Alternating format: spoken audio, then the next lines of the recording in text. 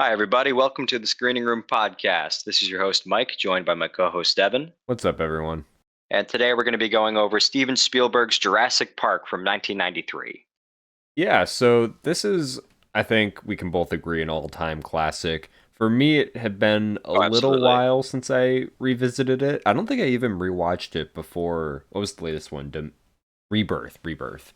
Um, yeah, I don't Yes. think I even rewatched it before that, but we decided, in light of the unfortunate passing of Sam Neill, that we would go back and revisit this one, and I'm really glad we did because I'll never Yeah. pass up an opportunity to rewatch this movie. It's an all-time classic. But with that all said, we're gonna give our initial thoughts. We're gonna get into some trivia, box office information, and then our overall conclusive thoughts and final verdict on the film.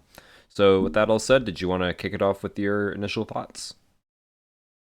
Yeah, absolutely. For me, this is really still just a fantastic film. It's a film, despite being over 30, 40 years old at this point. Let me look it It's up while held you're up really going. well. It's held up really well. A lot of it's got great CGI, especially for the time. But the practical effects themselves have really held up as well, particularly the T-Rex and then the Velociraptors. They were absolutely stunning, and like I said, still look great to this day. Yeah, 93, And the so score, yeah, 23 years. Yeah. 23. Or 33, sorry, 33. Yeah, yeah. Okay, Yeah. 33. Yeah, Yeah, yeah. 33. 33. I was gonna say. No, Um, no. yeah, and the score, John Williams again, another absolute banger, absolutely phenomenal. And it's whenever I see any type of dinosaur merchandise at all, that's the first thing I hear, and that's the first thing I think of. Yep. The acting, it'd be remiss for me not to mention. Obviously, the standouts for this one was going to be, Jeff Goldblum as Ian Malcolm. Absolutely classic performance, and Sam Neill was terrific as Alan Grant. He was always my favorite character in these movies. So it was really unfortunate to hear about his passing. And when we rewatched this movie, I was still blown away by his performance. I read the book for this. Like this is one of my all-time favorite books, and I can't picture anyone else as Alan Grant. I can't think of anyone else off the top of my head. Like everyone in this movie was given their absolute A game, and it really shows too. And this is a movie that, for me, especially towards the end, it always keeps the viewer engaged in the story. And like I said, by the end, it really pumps up the suspense. It's got a lot of great performances in it too. With Sam Jackson being another great one as well, as one of the computer analysts. And this is just a movie for me that it's going to be one of my all-time favorites, and it probably always will be for me. And I'm really glad I rewatched this, and it's just an absolutely phenomenal movie. I'll say I think my favorite bit of Sam Neill's performance was actually in the beginning when the the little they're on like the excavation site and the kids talking Yeah, about like comparing the velociraptor to just a turkey and he like Sam Dr. Graham or is that his name Dr. Graham? yeah, yeah. Dr. Yeah. Grant, Dr. Grant, Grant. Okay, yeah. So he goes up Grant. to the Yes, kid with like the Velociraptor claw, and he's talking about how like they hunt in packs and how they like attack from the side. Um, I thought that was like really funny. But then his whole character arc is actually really cool, and he executes it really well. He goes from like basically just yeah, hating the idea of not only having a child of his own, but just children in general to really, lightening up on the idea with what's the rich guy's name? The owner. Ellie. Oh, Richard Attenborough's character. John Hammond. That's his name. Yeah, Yeah, Hammond. with Hannon's grandchildren. Yeah, like Yeah, he kind of like warms up to the idea, as he gets to know those kids. Um, I think that's well done. Obviously, the other yeah. performances too. Jeff Goldblum is great. Um, Oh my God, yeah.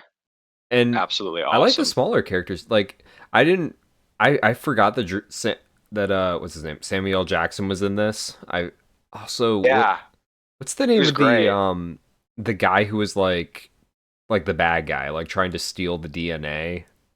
Oh yes, I think that's Dwayne Knight, if I'm Yeah, not mistaken. Yeah, yeah, no, he was great as Dennis. He was awesome in that. yeah. Like, I think he really captured the sleazy kind of like corporate like undertone you'd want for someone like Dennis. Which, after all, like, especially, and this is like brought up in the book more too, like, you could kind of like, at least for me as someone who started to work in some like more like like customer based jobs, I could kind of like feel bad for him at the same time, because there's a lot of problems with Jurassic Park, and that's kind of a theme with this movie, is it's really just kind of making fun of corporate policies in general, and the idea of commercialization and like focusing on consumer value rather than moral obligation.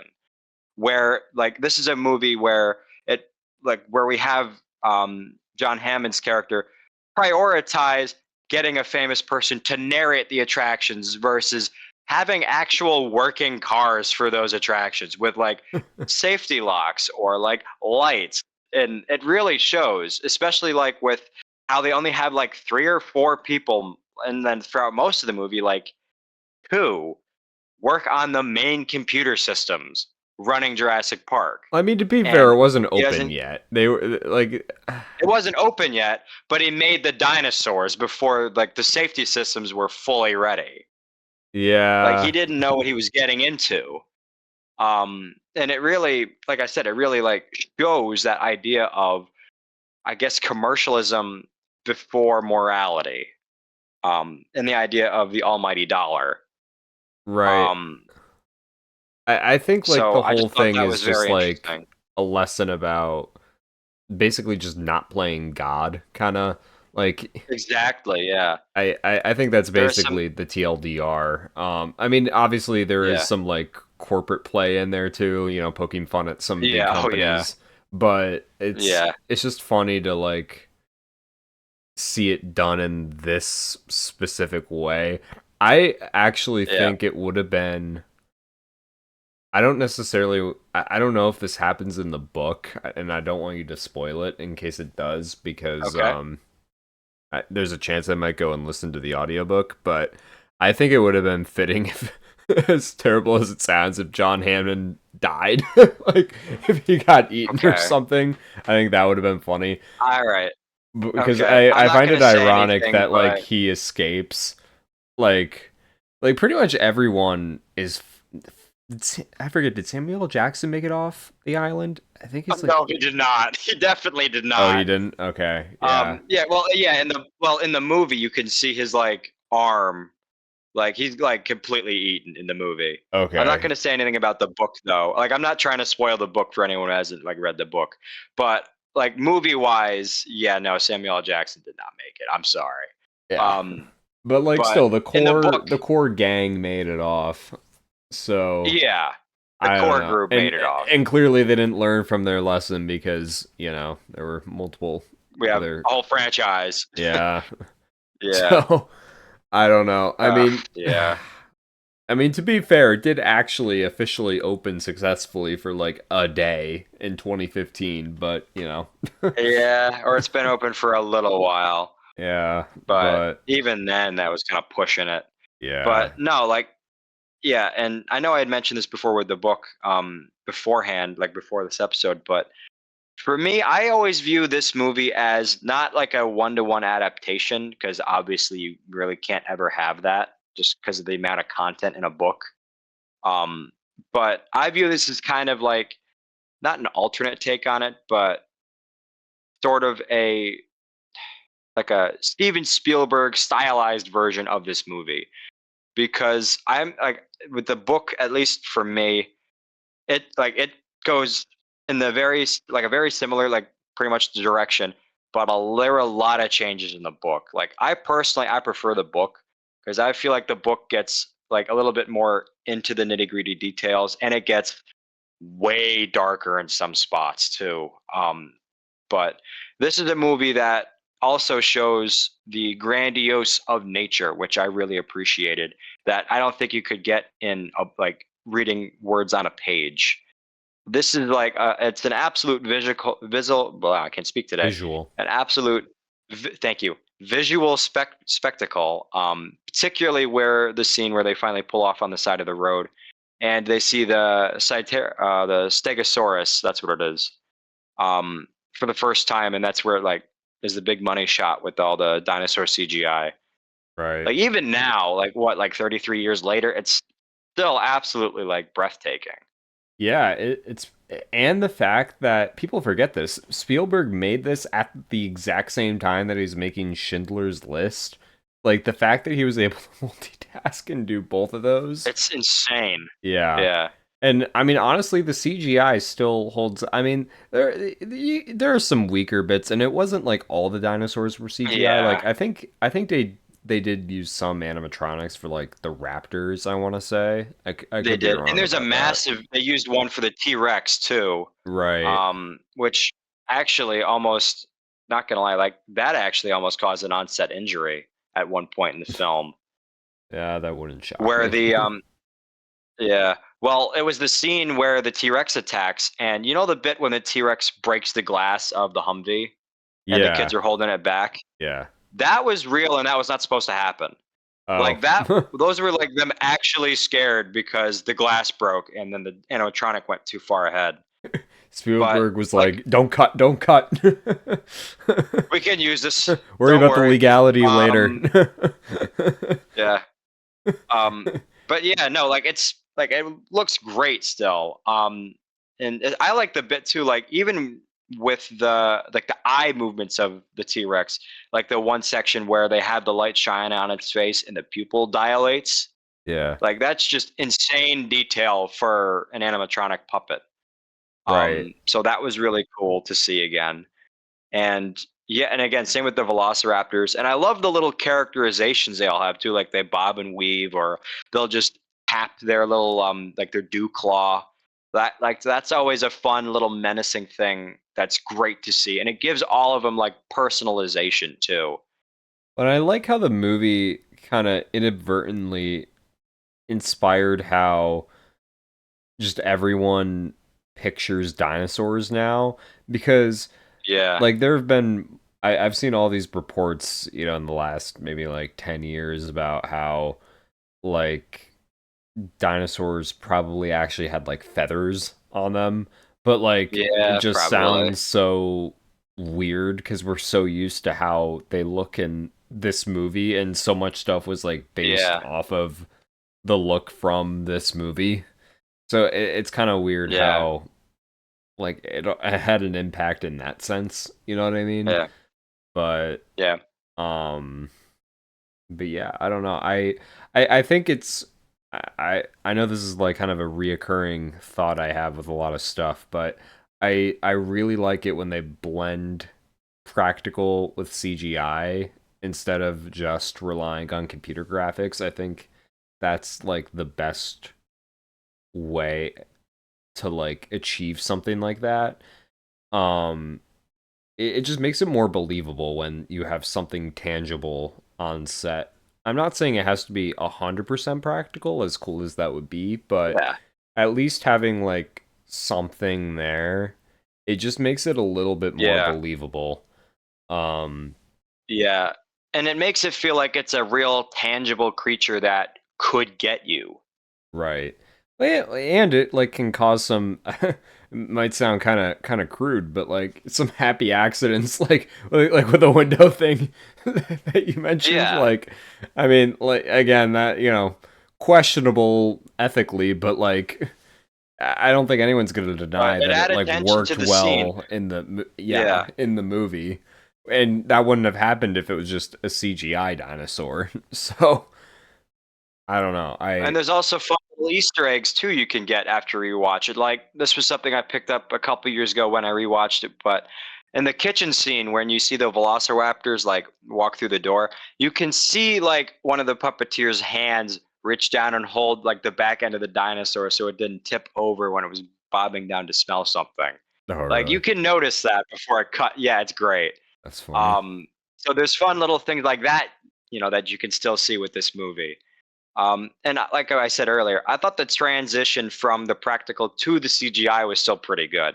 And it's still, like I said, I honestly think it's better than some of the movies with CGI nowadays. Like the ones we were talking about before, this was like Ant-Man Quantumania, which is like a huge offender of that kind of a thing with their CGI. But, like Yeah. for a 33-year-old movie, this is fantastic. Yeah, I mean, because back then the whole like production pipeline was just so different. Because Yeah. I mean, now the problem with modern VFX, generally speaking, is that these like production companies know how to cheat. Whereas with like early that like the reason something like Transformers, for example, still looks so good is because they didn't know how to cheat, so they actually like put more time. And I don't even want to say effort, because like I would say the effort of the actual like artists doing it is consistent, but they gave them more time to do it, if Yeah. that makes sense. And yeah, Um they gave the VFX artists more time, and they gave them more money allocated to the project to invest in their actual like equipment, and then in actually getting the product made. right. So yeah, no, I think because of that, I think that's why this particular movie has aged so well. Also the Yeah. sound design is really Yes. I'd be curious to see. I wonder if like Skywalker sound was involved on this one. Um I'm not sure, but it's absolutely like amazing. And like some of the dinosaur sounds, I'm gonna get into this in like the trivia, were really interesting to find out how they did them. Because I would have never guessed in a billion years, like for one of them, on how they did them. let's see, But the and it's iconic like fun, dinosaur creative things like sounds. that. Yeah, according to this, the dinosaur sounds were designed by Gary. I might butcher this. Rydstrom at Skywalker Sound, Mhm. blending real animal recordings like elephants, trumpets, tiger growls, alligator, baby dolphins, walrus, etc. That's interesting. Yeah, Huh. I don't know why it but I lists feel like it trumpets helps as them a get a real world unique animal. sound. That's weird, but okay. Oh It's well, like a trumpet's yeah. not an animal, You mean you but don't know the trumpet? You mean like, you don't know wait, the what? trumpet animal? That's why Um, I was like stuttering over that. I was like, that can't be right. Am I like, no? yeah, Okay. but Oh, anyway. I guess yeah, the no, like it takeaway was is great. like they were creative, making making the sound design. And the score, of Yeah. course, John Williams, it's iconic. It's like what you mentioned earlier, how you can't see like any kind of dinosaur merchandise at all, whether tied to this movie or not, without thinking of that score. Um, Yeah. Or even like when you go to the museum and you see actual dinosaurs, right. first thing I think of, Yeah. like right off rip. Oh my god. Um, I can't yeah, imagine the amount of but residuals John Williams has made on that score. oh, it's got to be insane. It's got to be insane. My god. His Um, his family lineage is good till this oh planet my, yeah, explodes. yeah, They're fine. absolutely.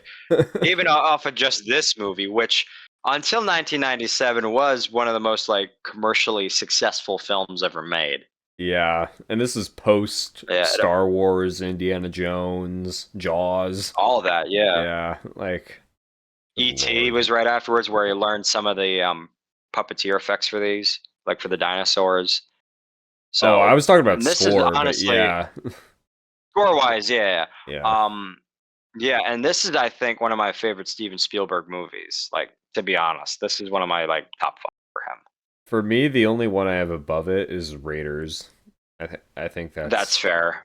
That's that completely fair. that's in like You my mean it's top not 10 all Disclosure time. Day?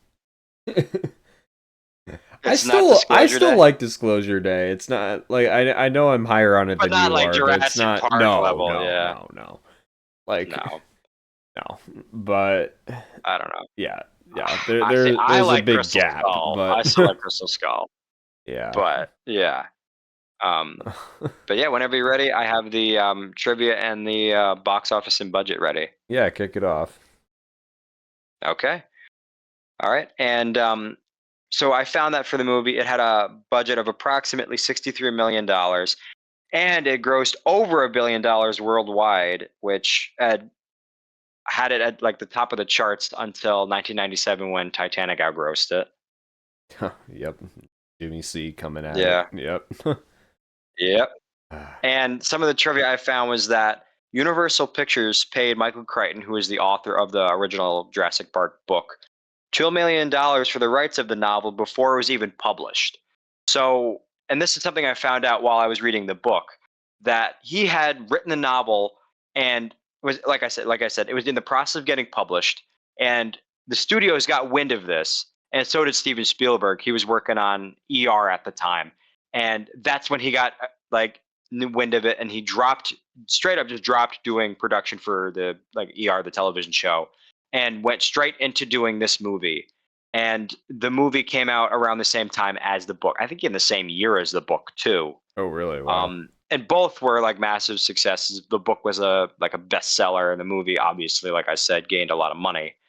So both of them came out at the right time. And Michael Crichton like had an amazing idea for this.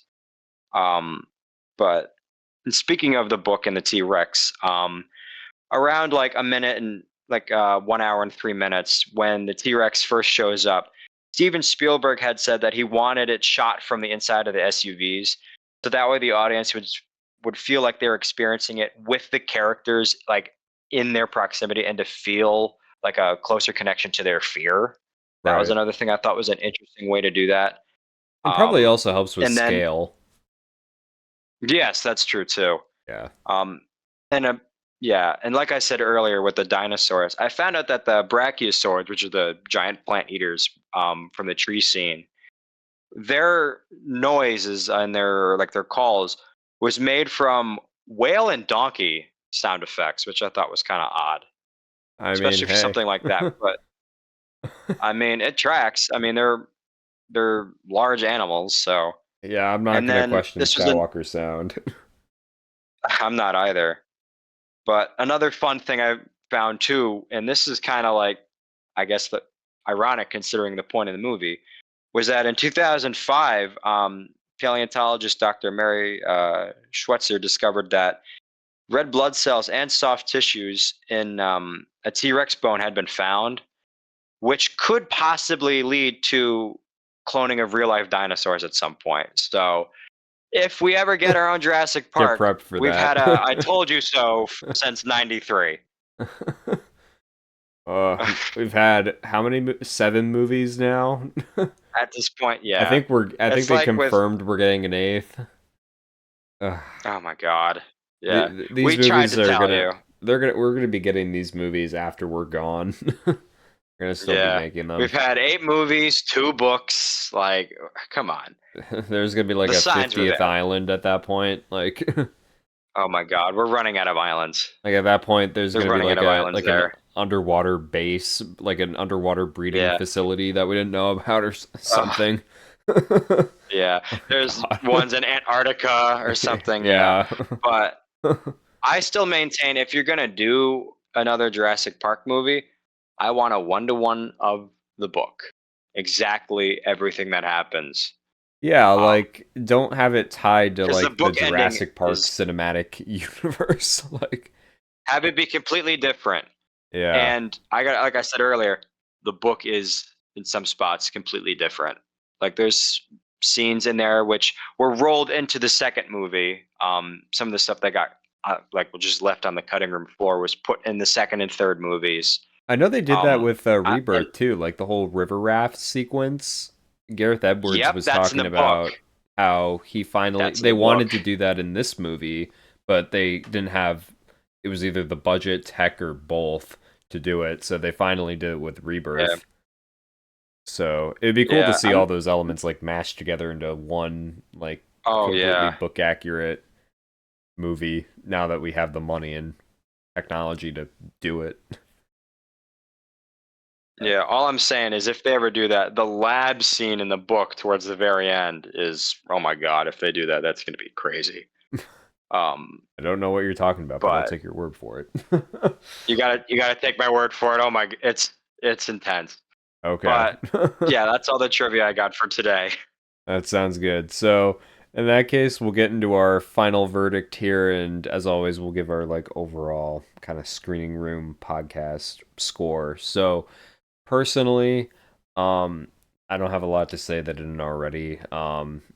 It's one of the Mount Rushmore of directors, Steven Spielberg, combined with a great script based on sounds like a great book.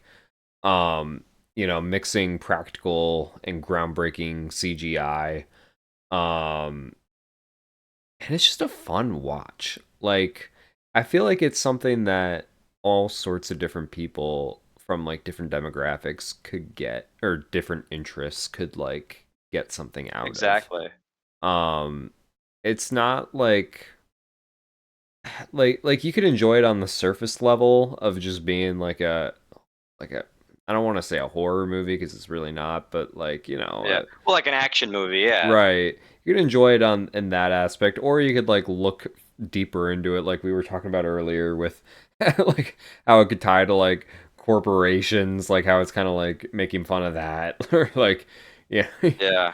I don't know. Well, there's a So lot of philosophical ideas in this movie too that really hold on to the whole point, like other than just, obviously the dinosaurs, but just like you were saying earlier, the idea of trying to play God and to make things that had their chance to exist and at this point in time should not exist. right.